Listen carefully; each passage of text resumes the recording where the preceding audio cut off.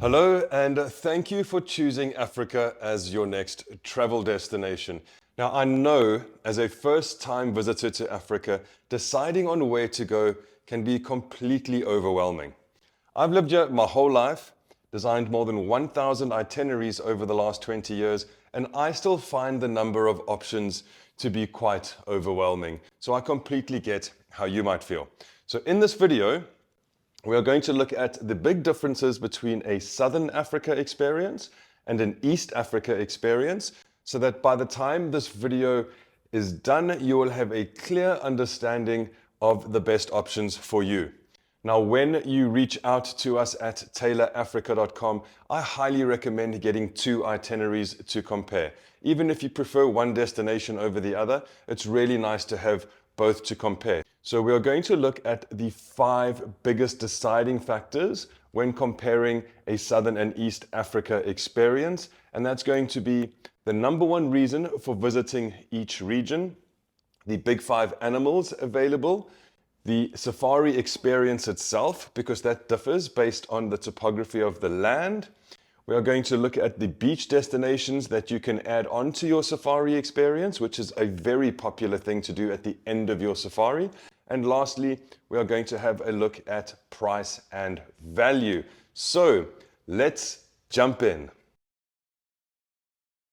The number 1 reason for visiting East Africa is the great animal migration, where around 2 million animals roam in search of grazing pastures and the predators follow them. This makes for one of the most awe-inspiring wildlife sightings in Africa, especially in February during the calving season in the southern Serengeti. The number 1 reason for visiting Southern Africa is the vast variety of unique experiences available. You could be in Cape Town on Boulders Beach with penguins in the morning and on a wildlife safari in the Kruger Park in the afternoon, or a sunset river cruise in Victoria Falls. The Okavango Delta is the most unique remote luxury destination, and Namibia is a photographer's dream. Both Southern and East Africa have many destinations where you can see the big 5 animals, which, in case you are unsure, are the lion, rhino, Cape buffalo, elephant, and leopard. This is the biggest consideration when choosing between a Southern and an East Africa safari. In East Africa, you have beautiful, wide-open viewing plains. You can see animals far away in the distance and up close, with stunning backdrops, perfect for incredible pictures. This is like a stage of animals perfectly on display for you. In Southern Africa, the experience is more adventurous. There are no great wide-open plains like East Africa, but more vegetation-dense areas with treasures around every corner, like a journey of mysteries and excitement. For many people, a trip to Africa is not complete unless it is spent on white sandy beaches with warm blue waters, reflecting on the unforgettable wildlife experiences. In East Africa, the 3 most popular destinations are Diani Beach in Kenya, Zanzibar in Tanzania, and of course Seychelles, the jewel of the Indian Ocean. In Southern Africa, Cape Town boasts 8 blue flag beaches. We have the unspoiled islands of Mozambique, just a short flight away, which provide exceptional value, or you could choose the island of Mauritius. Now, when it comes to price and value, this is a very big consideration, because if you have a budget of $10,000 or more, feel free to choose any destination.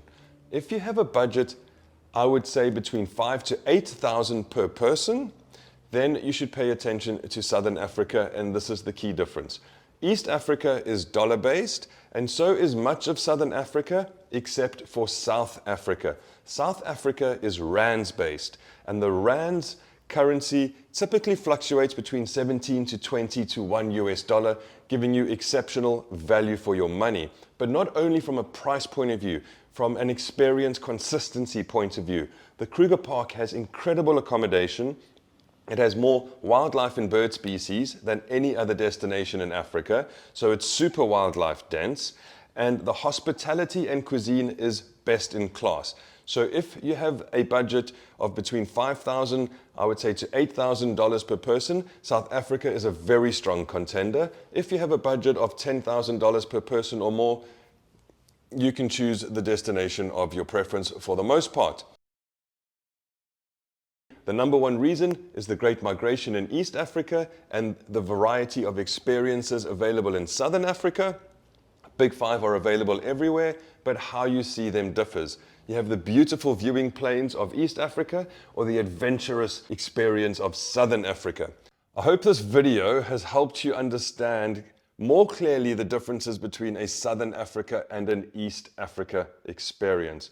Now, as I mentioned earlier, I highly recommend when you reach out to us at taylorafrica.com to request 2 itineraries to compare, just for your own peace of mind, and it's really cool to look at the differences between the two. I hope this has been helpful. I hope you have a better understanding. Please like and subscribe for more animal sightings and wonderful informational content from South and East Africa, and we look forward to seeing you in the next video.